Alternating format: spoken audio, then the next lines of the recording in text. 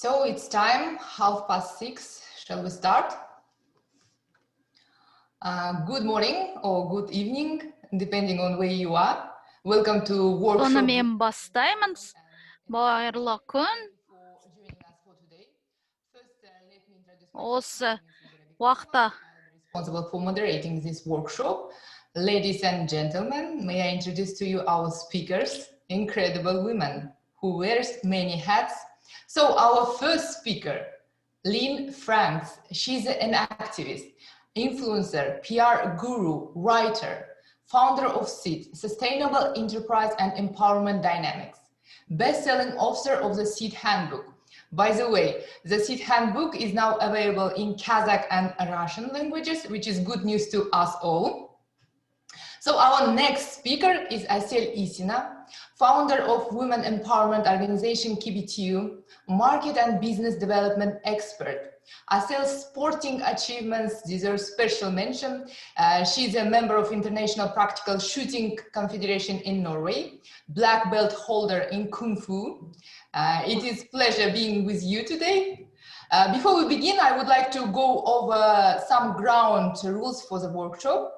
Make sure your microphone is always on mute, only opening it when it is your turn to speak. And please fully participate in our breakout room discussions.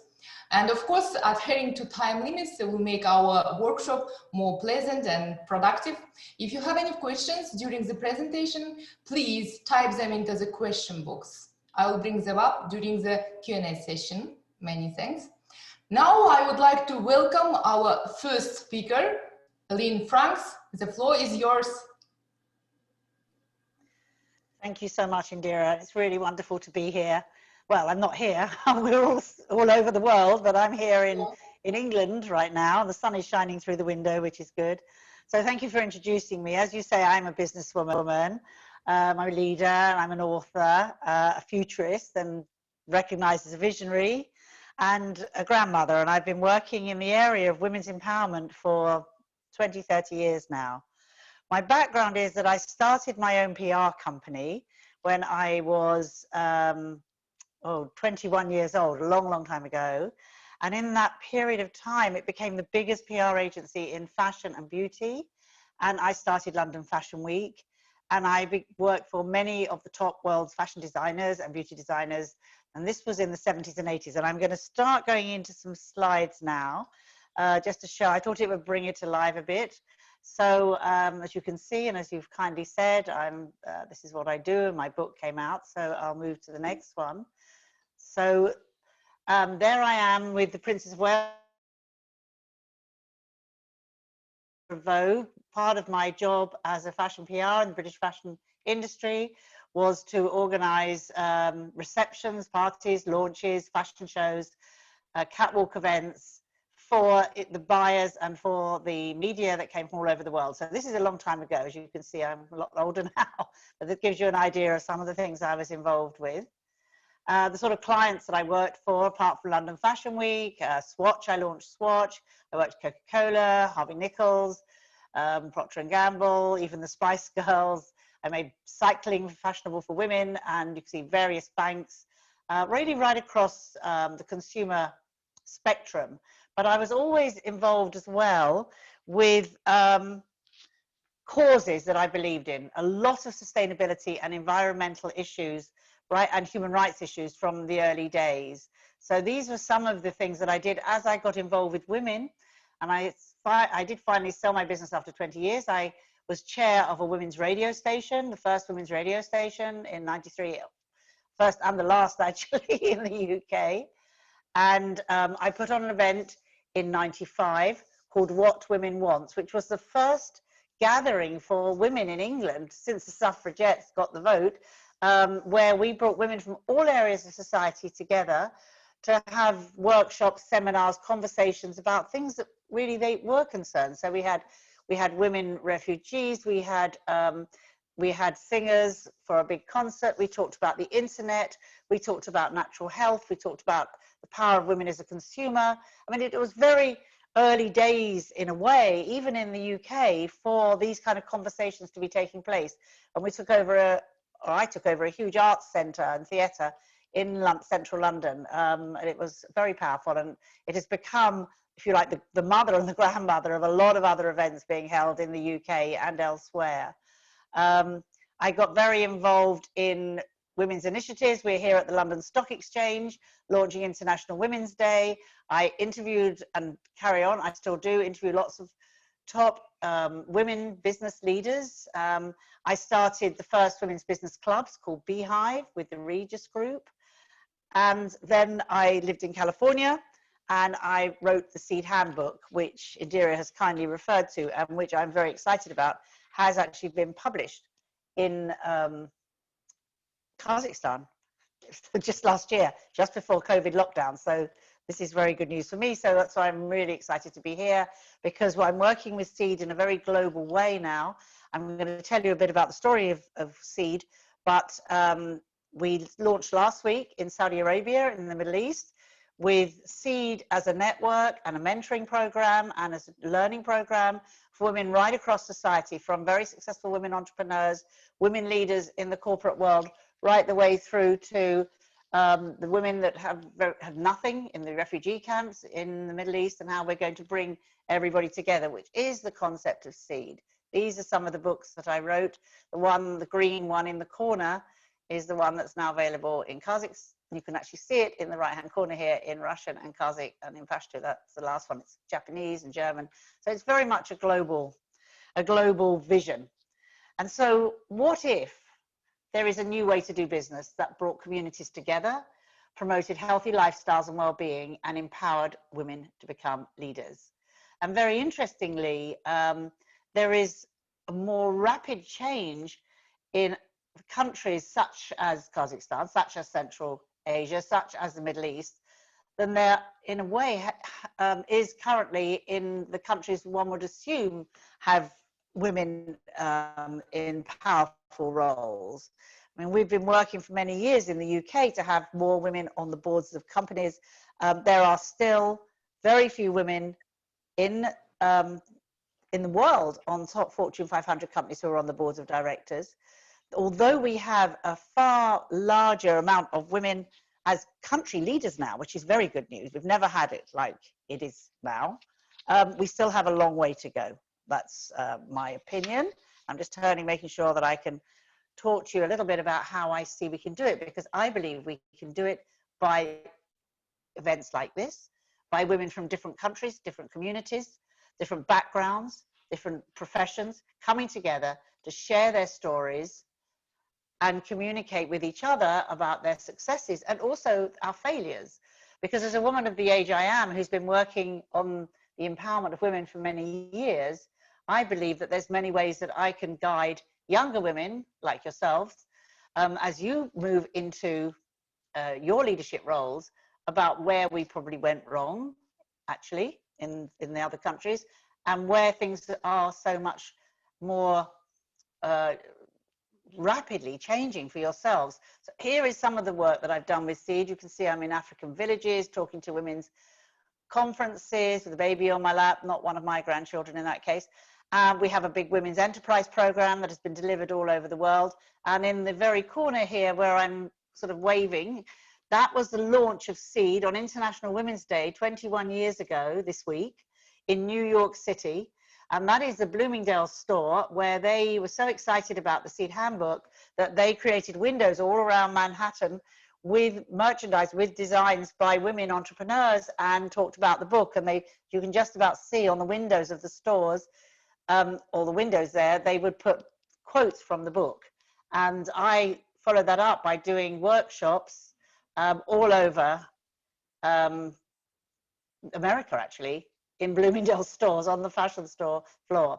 So some of the things that have happened, and I talk about my achievements, they're really Seed's key achievements. Is more than 1 million women, approximately, women and men, have read the book, seen the articles, and heard me speak around the world now. 800,000, have read the Seed Manifesto. Hundreds have heard me on. I did a British TV show which was watched by many, many people. It wasn't 8 million actually; it was 800,000. Or maybe it was 8 million. I think it was. It was 8 million who watched me read bits of it on live television in the UK. 100,000 women have read the Seed Handbook, and the Seed Book series globally. More than 50,000 women have participated and joined me in my workshops and the social media, and we have an app for anybody that wants Seed Cards, just a free app to download. And you can see here, we've been in 100 major towns and cities worldwide, Australia, New Zealand, Africa, many countries, more than 50 international corporates and global NGOs and community networks have held women's leadership workshops and with Seed. And I have now been working for 25 years to gender equality in a balanced, harmonious society, as it says here. I've worked on women's engagement with organizations such as McDonald's, which has gone all over Europe, and with our British retailers Tesco and Danone and HSBC Bank. Taking this vision I have and other women have, and I know you all have, well, certainly in Indira, Assel, we've talked about our vision, is where we can create a new equal society where, and I'm going to read this out as much as I can see it, because, oh, I didn't mean to do that, sorry. No, I've done it wrong. I'm going back just to read it out. So our vision for Seed is to grow and strengthen our role as a powerful community of women entrepreneurs and business leaders who together will develop sustainable economic regeneration through the values of cooperation, creativity, and a circular system of individual and community empowerment. So that's my vision for how we go forward, and whether we go forward in our own countries, with each other in other countries, it is by collaboration, by telling our stories, and by growing through each other's experiences that we can make a change. And I know when we talked before, Assel, we talked about whether women, particularly from your country and from Central Asia, do they, now that you are moving into more leadership roles in businesses, do you do it in a way that reflects the traditional way of doing business, which is more masculine? Or is there some way we can do it in a different way, using what was called soft power, but I think it's actually strong power, which is about communication, relationship building, empathy, really hearing each other and having a much more circular system, a way of working. I truly believe that's the way it's going to be. And we still have a long way to go. As I said, in some ways, we've gone back. The COVID pandemic has definitely affected women in the UK, and I think in a lot of countries, far worse than it's affected men. In the UK, women have had to stay at home and do the, well, of course they're staying at home, but they're doing homeschooling with the children, and a lot of them have lost jobs. And there have been some very dramatic and very unpleasant changes of domestic violence and mental health issues, actually, because it's one way we can talk about one thing that's happened to this whole world of ours, which we can understand each other's experiences, because it's happened to everybody. Who would have believed just over a year ago that the whole world would be locked up and the keys thrown away for a year? It's extraordinary. I know you're in so many different countries as we speak, but it is extraordinary. But I believe that in some ways it's given us an opportunity to create change. I really do. Create change where we can open the doors again, find the keys, open the doors, and come back in a way which is going to be better than it was before, where we are going to learn that we can't just keep going ahead with everything based on consumerism and greed and power and aggression and see the terrible things that have happened to women and children all over the world. We can create a new world. We can do it together. And I mean, who wouldn't really want to do that? Can you just get me going?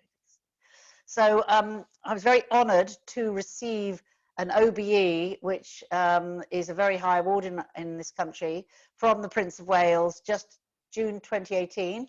As you can see, it was for service to women's empowerment, business and fashion. But I was particularly proud of women's empowerment because there never had been an award given before. There have been subsequently, but I was the first woman to get an award from the state, from the royal family, from Prince Charles, to say the work that I'd done in women's empowerment. So that was particularly important for me and for other women as well. It wasn't just about me. Can you keep going?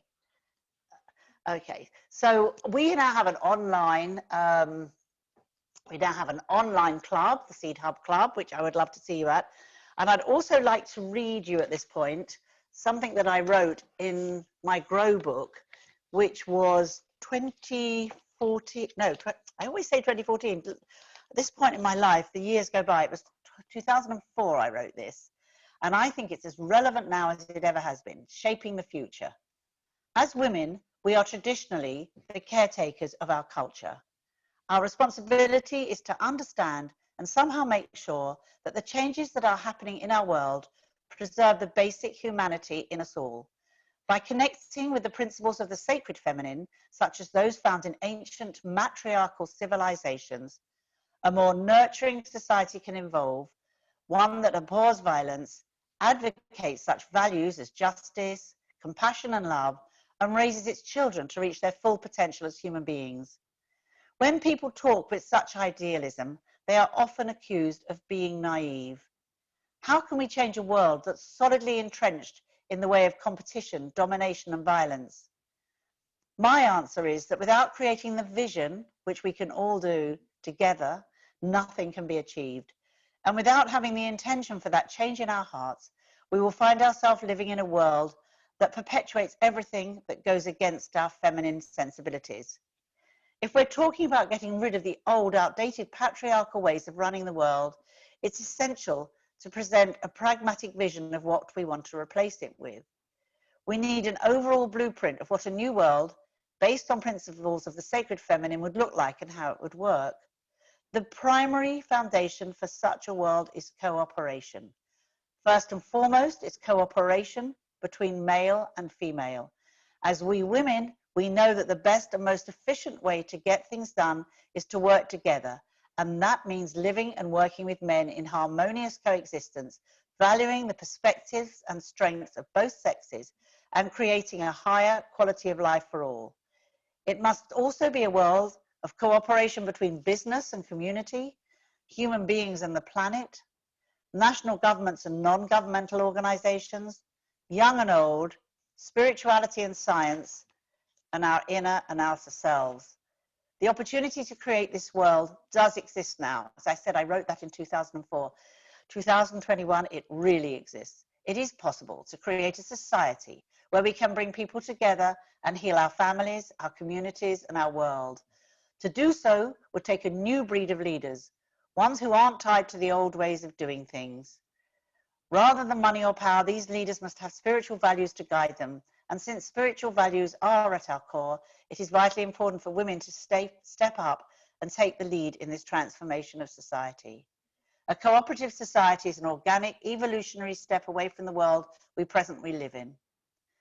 When the power of national governments diminish, that power will naturally transfer into specific small and large networks, which transcend national boundaries and link with one another. Consequently, a new economic order could be created that truly rewards efforts, including the caring of others. Distribution of land and natural sources would be fairly shared amongst the people who live in it, and the need to conquer and repress others in the name of power would not be a consideration. Now that may seem a bit naive, but I think it's happening. I think it's possible. I think we're going to see the world changing more in ways we can't even imagine. And in 5 years' time and in 10 years' time, when the young women on this call are going to be the leaders, we have the opportunity to make something much, much better. So thank you so much for listening. I'll be here for the Q&A, and really over to you, Assel, well, over to you, Indira, to continue this conference. Lynne, many thanks for this amazing presentation and for this thought-provoking and meaningful speech. Thank you very much. And we're already getting some positive feedback from our participants. Thank you very much for being active. And ladies and gentlemen, please join me in welcoming Assel, Issina. Assel, please, it's your turn. Yeah, thank you, Indira, and thank you, Lynne. Really a great presentation. I would like to build on that and have a focus to Central Asian region now. So just give me a second to bring my screen on and switch on the presenter mode. Just let me know if you all hear me well and see the slide now, full screen. Yeah, all right. Yes, we can see you and hear you very well. Okay, very good, thank you. So I would really like to spend just a few words on presenting myself, just to add on what Indira said in the beginning.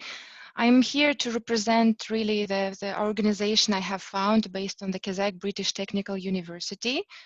which is based in Almaty and one of the most known universities in Kazakhstan nowadays that produce a lot of specialists in the oil and gas field and IT technology to the rest of the world, not only Kazakhstan. So, and that network is aiming to bring in women, not only, by the way, linked to our university, so meaning that not only the university alumni and students, but any woman really, and create an arena, the platform where we can exchange ideas, thoughts, issues, and learn from each other. And I think Lynne also mentioned it a number of times, how important it is these days to really leverage each other, get this support and overcome the challenges together. I will talk a little bit about that in the rest of my presentation, but just really wanted to emphasize that. So any of you who are on this meeting or who will be listening to the recording of this meeting, you're welcome to join our organization and help us to build it further. A part of that, I'm a mother of 2 kids, and I'm an active member of several organizations, because for me it is and has always been important to keep a work and life balance. Together with empowering myself and building career in the business world, it has been always important to build my confidence and realize achieve my goals in my private life too. And this, I think, is really, really important for all the women to think about. So I would really like to start with a little bit of overview, focusing on the Central Asia region, because I think it's well known that it has been in Central Asia specifically, it has been a huge struggle to get this gender equality to the certain level, similar to the rest of the world. And as Lynne said, these COVID times, the pandemic has further impacted the situation and really increase the existing gender vulnerabilities. And women are facing a huge stress in balancing their paid and unpaid work with family and childcare needs. They have been experiencing serious, as Lynne also mentioned, mental, physical, emotional health implications. And it's also known as a fact, because there has been a lot of reports released recently, that women-headed businesses have been the first to suffer in terms of reduction in workforce and firm closure even. So businesses have been closed too. So it's especially relevant and important to share concerns, use available platforms to exchange support, especially these days. So I also have some, not to spend too much time on statistics really, but just to support an overview. We know that in Central Asia, women represent a significant pool of talent, yet at present, women remain underrepresented in business. This is a fact. And to me, it's really a nonsense. We have such a talented, ambitious women, and it's still a struggle to get through the barriers and get to the leadership positions or open your business. It's much, much more difficult to do that for women than men in the Central Asia. At the same time, it's a known fact worldwide that the potential economic benefit of gender equality in the labor market is significant. Just to give you some figures, in Central Asia alone, female labor force participation to the same extent as men could boost gross domestic product GDP by as much as 1.1 trillion US dollars, or 30% of the annual regional GDP. It's really, really huge. So we as a community, as a country, as a region should see a huge potential in bringing more women into the leadership positions and benefiting from that on a country and on a regional level. And at the same time, it's important to observe that many women workers are concentrated in lower and mid-level of management, illustrating that the glass ceiling, as people say, that prevents women from rising to upper level management is far from shattered. So this is what we are observing today. On a positive side, according to the World Bank report from 2017, across Central Asia, we see around 19.9% of enterprises have a top female manager, which is higher than the global average. I think it's a really good news, and I think, Lynne, you also referred to that. It's especially in Central Asia, in Kazakhstan, we have a really impressive growth in that direction, which we should recognize and appreciate, and we should see it as a positive and see that we are going into the right direction.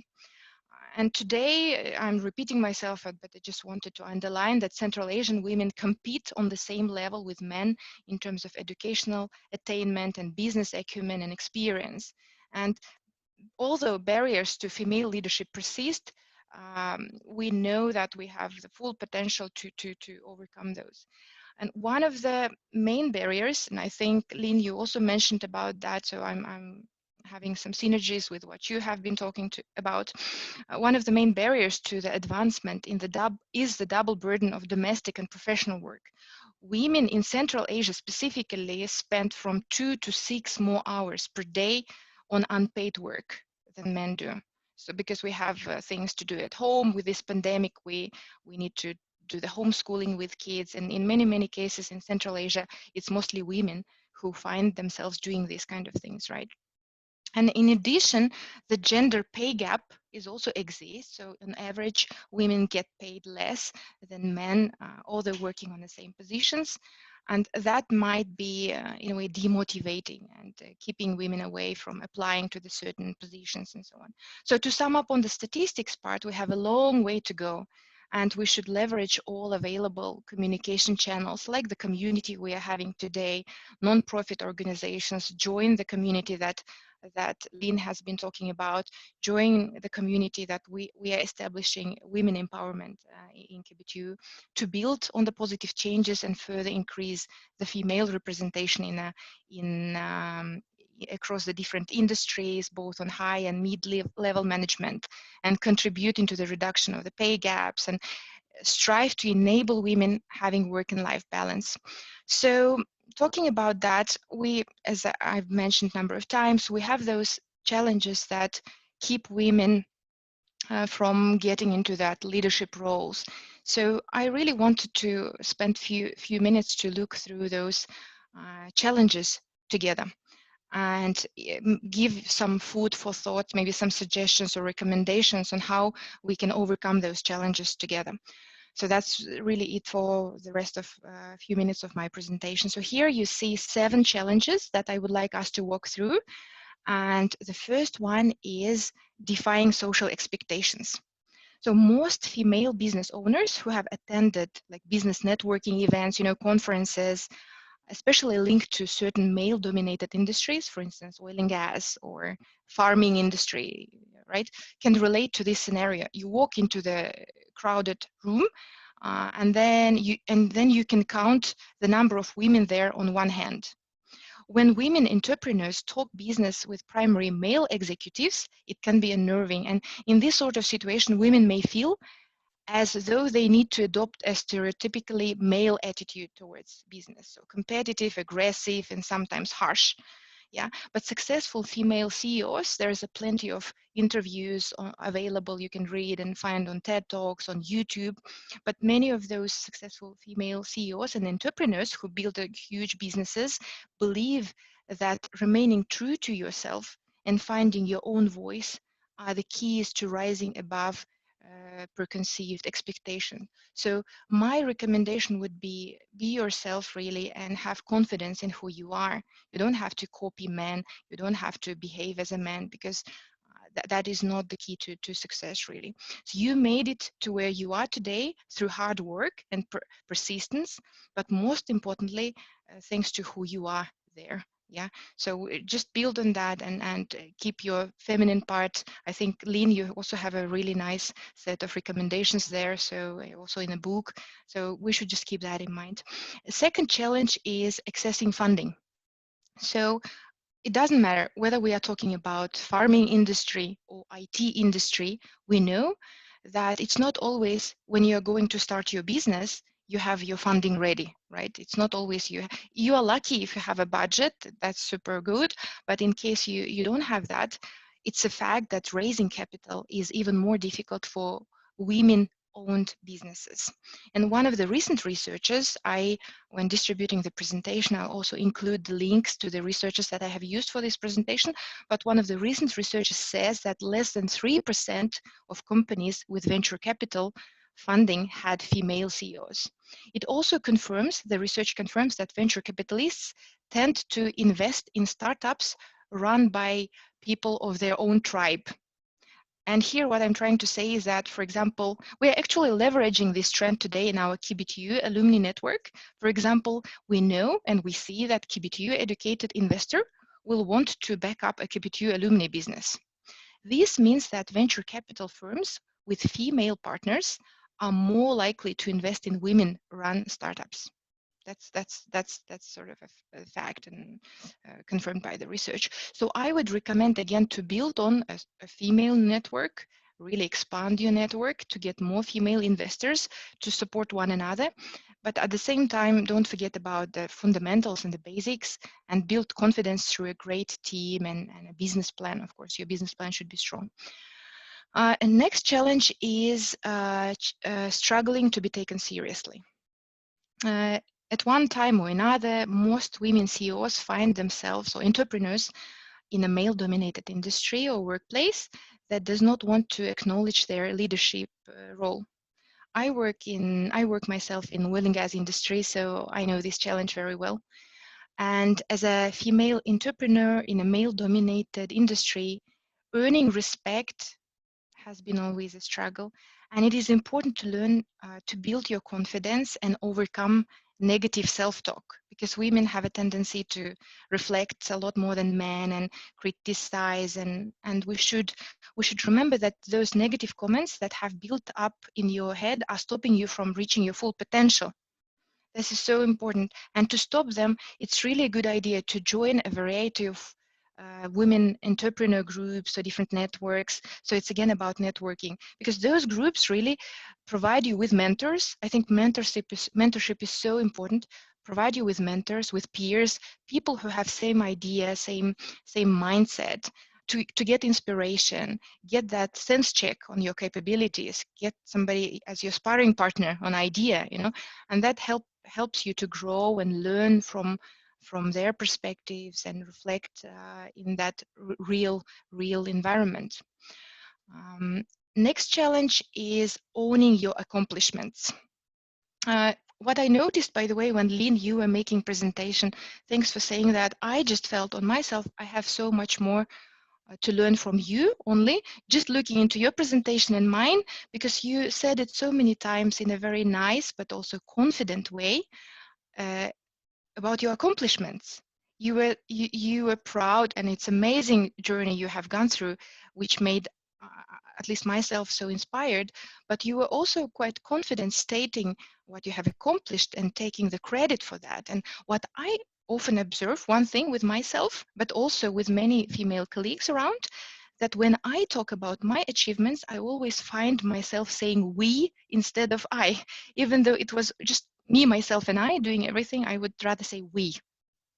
And that's what I mean here, that using the first person to discuss success feels to me as if I'm bragging, and sometimes I might be thinking that if somebody knows it's just me in control, maybe the value of what has been done will go down. So I feel more comfortable saying we, but I would like to work on that. But that is also the point. I observe it among many, many women here. It's good to recognize the team, but if you have been doing the most of the job, if it's your achievement, be proud, take the credit, and own your accomplishment. And it's especially important when you're working hard to grow the business to own what you have accomplished and build necessary self-confidence on that, right? Next challenge is building a support network. I think I mentioned it several times across the presentation, and Lynne also has outlined that, but I would like to emphasize it once again. A robust support network is really essential for entrepreneurial success. So it's not actually a surprise that around 50% of female founders report that a lack of available advisors and mentors limits their professional growth. So you should not think that only those who are immature, young, in the beginning of the journey, only those seek for network and support. Actually not. Even the CEOs, the owners of the business who has this growth mindset, they continuously invest into the network, find people to inspire them, to coach and motivate further. So with the majority of high-level business world still being dominated by men, it can be hard really to blaze your own path and facilitate the introduction and connection into a number of industries. So, and we have to be honest here, most of the business today still follows the philosophy that is not what you know, it's who you know. Yeah, the network is important, and especially in Central Asia, depending on who you know, you can either get a success or like a shortcut, or maybe not. And I'm saying this not because of just saying that sometimes network decides everything, but just keep in mind that you never know when your network will get in use and can help you really to boost your success. And to be honest, finding the right support network isn't always easy. You should not assume that you just go into the network and here you go, you get everything. So some good places to start are women-focused networking events, like the workshop we are having today. I'm pretty sure Lynne also confirms. Both of us, we are happy to be reached out by you with the further offline dialogue. I welcome you to join our Women Empowerment Network at KBTU. It's open for everybody. Join the SEED organization and be part. There is an Almaty-based female entrepreneurs network based on Atamiken organization in Kazakhstan. So I know they are also very, very welcoming new members. So once you find your network and supporters, don't be afraid to ask what you really need from them. In Swedish, because I live in Scandinavia, so I've gotten some of the local culture. In Swedish, there is a saying, the question is always free. The translation of that saying is the question is always free. So ask often, don't be afraid to ask, be clear about what you need, and you never know who has the capacity to help. So if you received no from somebody, it doesn't mean that you should stop there.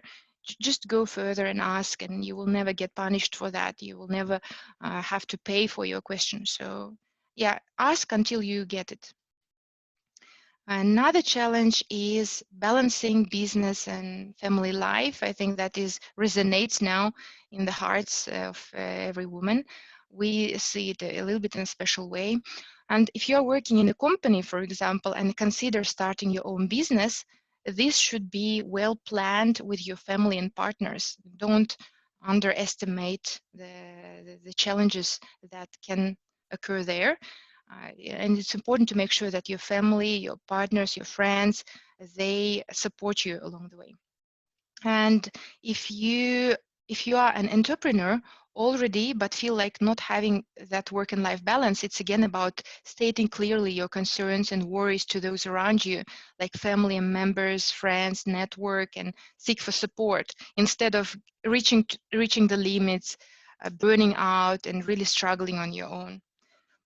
And because especially in Central Asia, women are assumed to take full ownership of all household responsibilities over the kids, everything.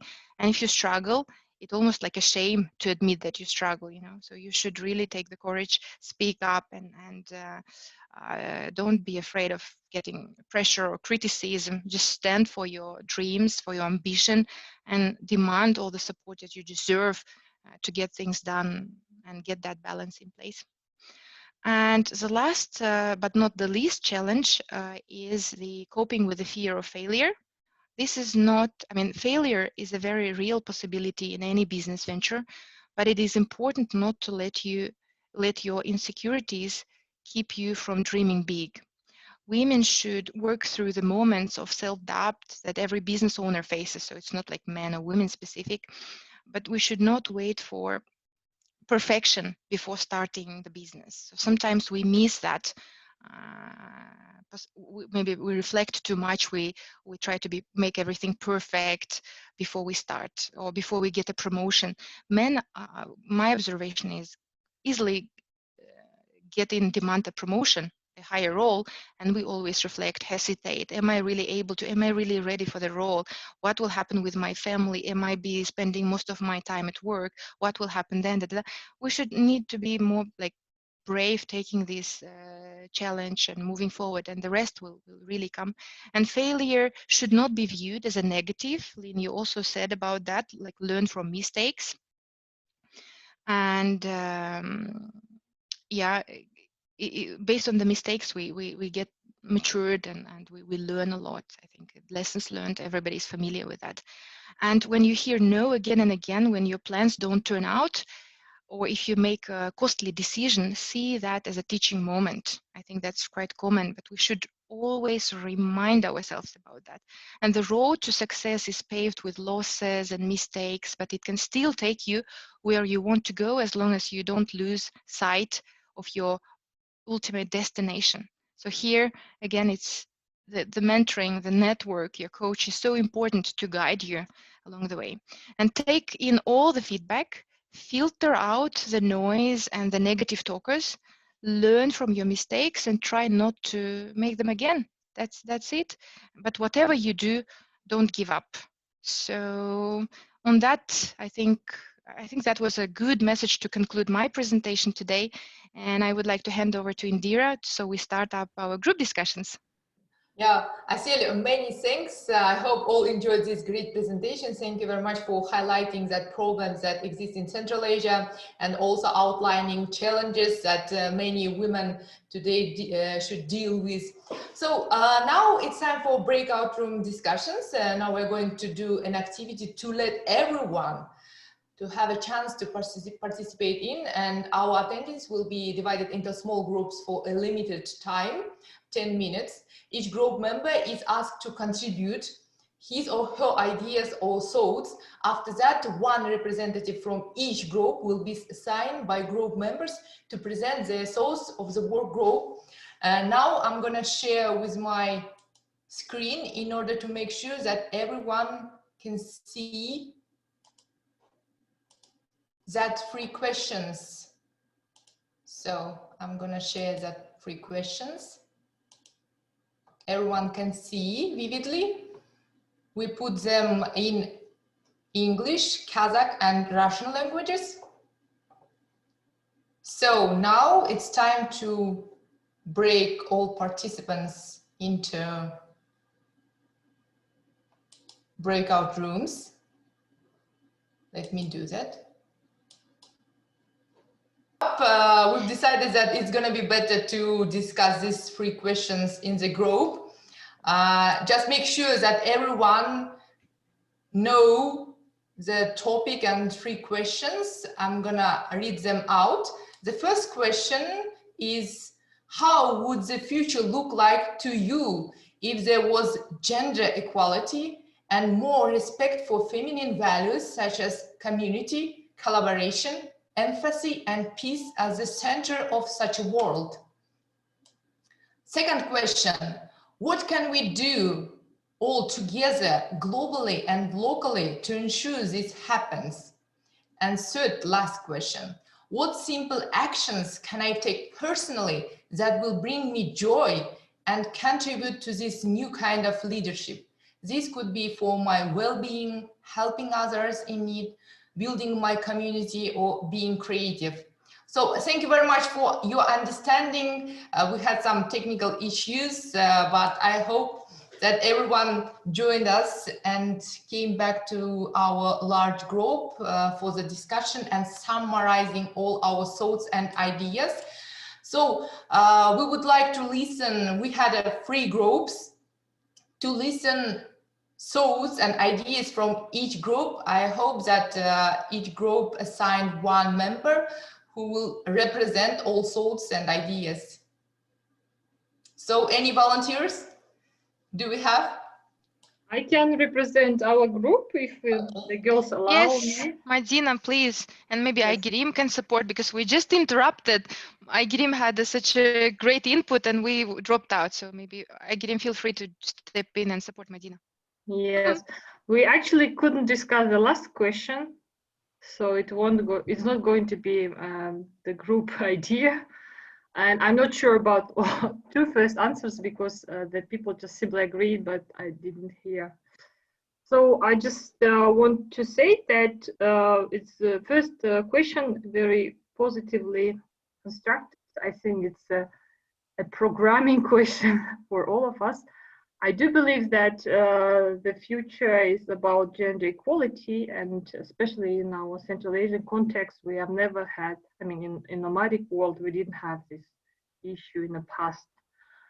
So we do believe it's possible, but we see that this world will be different, more sustainable, more, let's say, there will be a better negotiation, better compromise in decision making.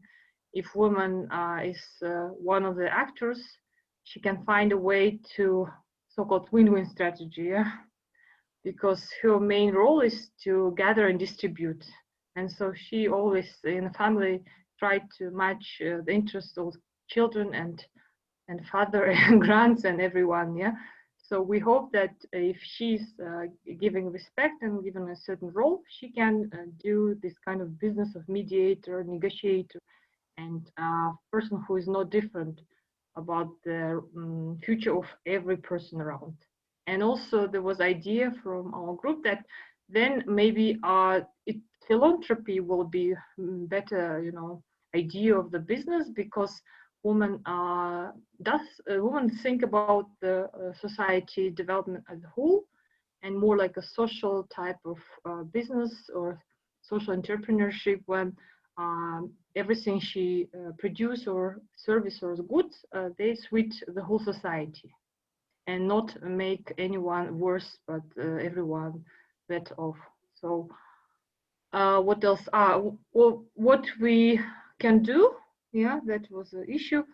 And in the current situation, what we think it's to be aware of the challenge that women face, not only women, children, in general, vulnerable people.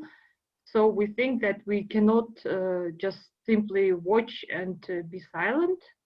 We have to show with our behavior and our attitudes that we do not accept unrespect, and we do not accept the bad approach to any human being, including women, in any age. If something happens, we will show up and we'll show that it's not actually acceptable, and it's not part of our beliefs and our values in the business, in the working place, or in the street. Doesn't matter. About the global, I don't know. I can say only about myself because we couldn't discuss this part. So I'm part of the. I'm doing a policy analysis, and I'm a public policy expert. So we're doing a lot to increase the policy actions which empower women, including the entrepreneurs. And we really emphasize the role of family business, because family business is one of the strongest business when everyone is included. It's a kind of a generation from generation business, and we do believe that the role of the woman and mother is important in the family business. So we do support. And right now we're doing research on the impact of the COVID on the rural woman in Central Asia. And so we hope to help also women in farming, because women engage in the farming, but it's usually unpaid, so-called work that nobody value. And then when she's elder, she's among poor, or if she's strong, she's a business farmer. Yeah, so only 2 exits, and we see that only few finish with this successful businesswoman life with a great network, and majority they just left behind and doing agriculture in when you're over 50, it's very difficult. So they just become kind of I would say dependent, and they just have to sit and smile at home and do everything what others want from them, like childcare, I don't know, washing and cooking and everything, So that's what I'm doing, because I think the rural women are the most vulnerable. Urban women, somehow we can defend ourselves, but the rural women in Central Asia are the most vulnerable. So that's why we're trying to help these girls and women. That's all from our side. So okay, thank you for sharing your ideas, personal opinion and vision. So let's hear from a different group, those who haven't spoken yet. Any volunteers? Don't be shy, please. It's an anxiety-free environment, online meeting. That's why, please. feel free to share your ideas, and because your conclusions, your solutions is very important for us, we're gonna pull them together. So I guess you would like to say something. Yes, while people are gaining confidence, you know, thinking, gathering their thoughts, I just wanted to add to what we could do globally and locally to ensure that, you know, this gender equality future happens. On the global matter, as it has been said many times today, we need to support each other and speak about it on every available platform that there is. And not only among women, but in the whole community and the workspace that we work in. On the local and personal level, but it's also a global level, I think. It's all of this starts in a family. You know, the work should start when people are still small, so to say, nurturing this respect for these feminine values among boys and girls. For example, as I said in our breakout sessions, I have 2 children, a boy and a girl, and when they start saying something like, "Oh, it's a girly thing," or "Oh, it's something a boy should do," I say, no, you shouldn't divide, you know, things saying that this is not for boys or not for girls. You should promote and nurture this respect within a family, which will then turn into, if every family does this, then it will turn into something global. Okay, thank you very much, Aygeram. Does anyone want also share their ideas or thoughts in terms of free questions? I know that we didn't have actually enough time to discuss it properly, but anyhow, I think that other participants also would like to say about something and share their ideas, thoughts. And, can I say? Yes, of course. Yes, of course, please.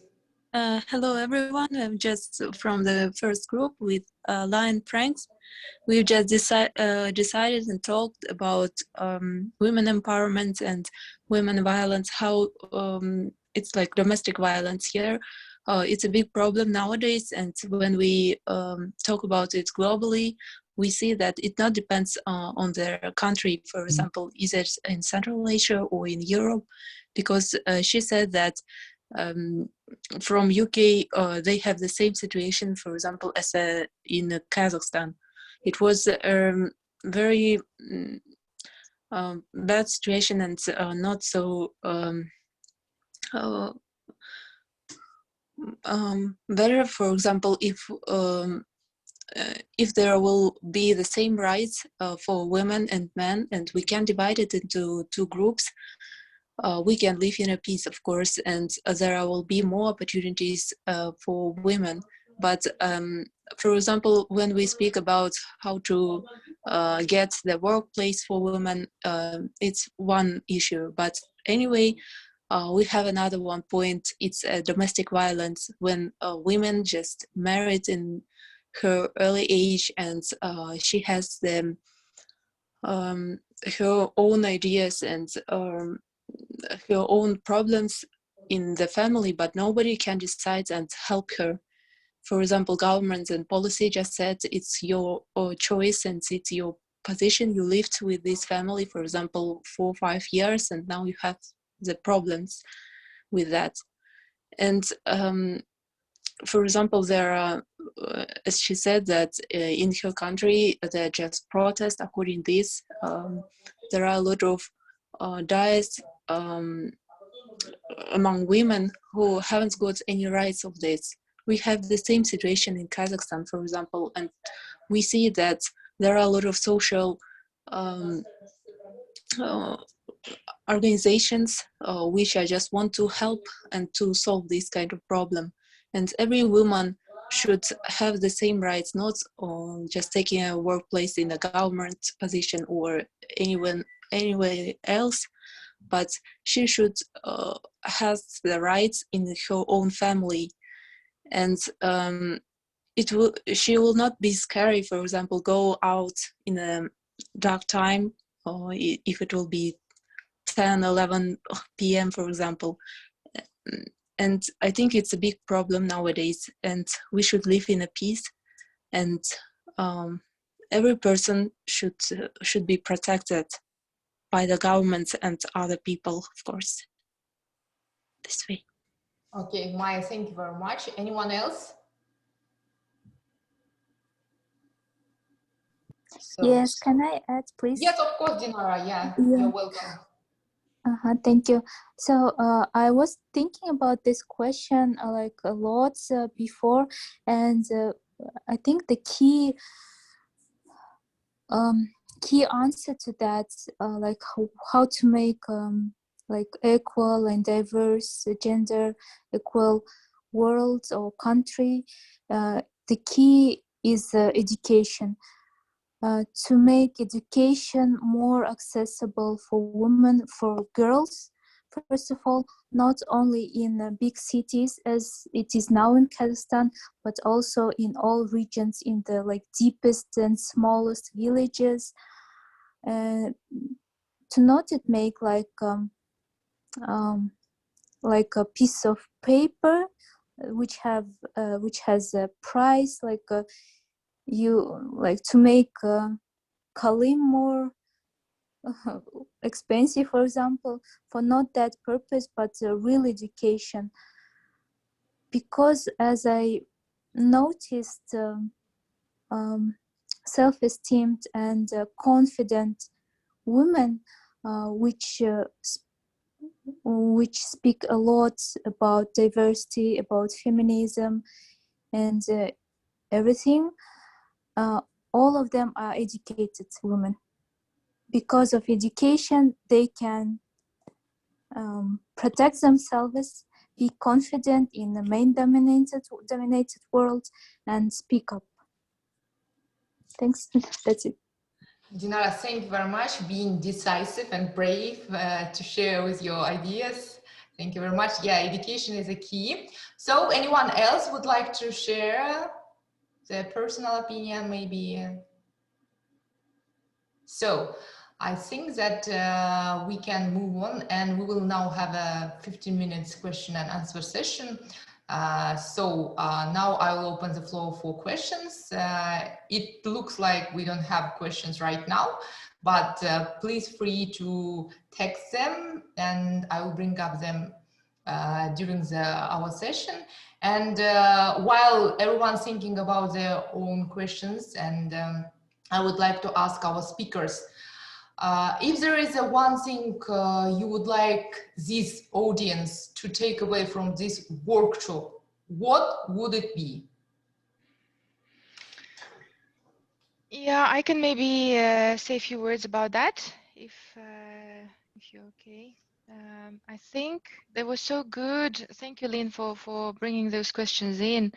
I think it was so good that we started conversation, and it's a shame we didn't have a longer time to discuss that. But my wish would be to this group, because I have seen such a great, very honest, really thought through inputs, not very maybe sophisticated, but that was most important, that you, as you have said, you thought about it outside this workshop, meaning that we all in one way or another have thought about these issues. Where we are today, is our reality, is our today's lifestyle helps to foster equality? Are we supporting women? What can I do? Because we are so good in setting expectations. Oh, the government should do this, politicians should do that, management should. We are so good in doing that. But what I, as a person, where I am today, utilizing my existing time, set of skills, network, what can I do to change the society around me? Starting from my family, friends, neighborhood, my group, colleagues, community, and so on. So my wish would be that we will not stop there and take this workshop as just a starting point in the journey, and each of us will take responsibility, take it serious. It's really important, and believe into that. If just only us in such a small group can make few attempts something, we can make a difference already. So just keep that in mind and think about really what you can do starting from today. Don't push things for tomorrow. And little by little, I think I really like, Lynne, your approach. Put the seed I was just going to into say, yeah, exactly. I loved your presentation, by the way. It's exactly what I was going to say, that today has really been planting the seeds. And now we can go out and we can grow our own gardens in our communities, in our families, in our workplace. And what I would like to see is, first of all, I agree with you, if every one of the 20 or so people on this call went and talked to 3 or 4 friends about how we women can come together to make a difference and what we can do, and that can go out further. You know, 20 women could change the world. I mean, it really could. And I also think that as a group here, I would certainly be very open to join with you again and go to the next stage. We talked about this a little bit, but can we think of a way that we can quite regularly create a Zoom call for those women that are interested, who can come and tell their stories, and how we can take it to the next stage in our communities? I'd certainly be very, very willing to be part of that.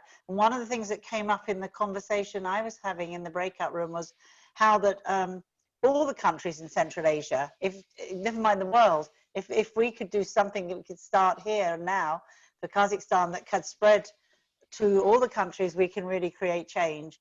And if we can then create relationships with other networking, mentoring, learning groups that between us we know, and certainly I know, as I said, I've just started working in the Middle East, and the women are in very similar situations where their culture has not encouraged them to be leaders, and now it's changing in the last, say, 4 years. Even in Saudi Arabia, the women there are now taking more leadership roles in government, in corporations, starting their own businesses. And if we can tie up and again exchange our stories and really give us each other the confidence that we've talked about here today, that how can we create the confidence and the support?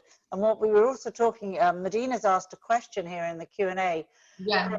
Our experience is, what are the main reasons of violence against women worldwide? It is worldwide, and as we were just saying, it's happened in the UK. This weekend, women took the streets, even in COVID, to protest because a young woman got killed by a policeman. And when the women took the streets in London, the policemen then were aggressive to the women. It's been a huge controversy just this week of putting laws through. So if we are half the world, we can stand up, and it gets very fearful on your own to say, I want to stand up, even in my family situation, particularly, as we've said, from rural women and from farming communities, it's a lot harder. But if we can all stand together and say, you know, we can do it, we can make these changes, we have voices, and let our voices be heard, and not go against men, not go into, I don't know if there's men on this call, I'm sure there are, but we're not talking about a revolution, we're not talking about more aggression, we're not talking about stopping the anger with more anger. We're talking about doing something which comes from a place of conciliation and love. And I've got a wonderful quote, which I don't know if I can find it, from there was an American man called Buckminster Fuller, a very wise man who was an architect and an architect of change in the 40s, 50s. And he said something that I quote all the time, and I'm very, thank you, very connected with it. You never change things by fighting the existing reality. To change something, build a new model that makes the existing model obsolete. So if we can create a new model that will just attract other women and men to come in to join us, it's the new way forward. So that's what I think we've been doing today. We've been planting the seeds. It's been great. Everybody here is now a seed sower to take these seeds into their communities. We will talk about how we can do this again and bring in more women who can share their stories and talk. And personally, I feel that it's been a really, really, I feel in my heart, a big success because we have planted those seeds today. So over to you again, Indira. I don't know how you feel. You've been moderating this morning or this evening where you are. I'm so thrilled and excited, to be honest. Actually, yeah, we're talking about something that's possible and doable. We said we should just join our strengths together and work together. So actually, we don't have any questions. I would like thanks our very interesting presentations, our speakers, and for participants for being active. Thank you, everyone. It was a pleasure being with you today.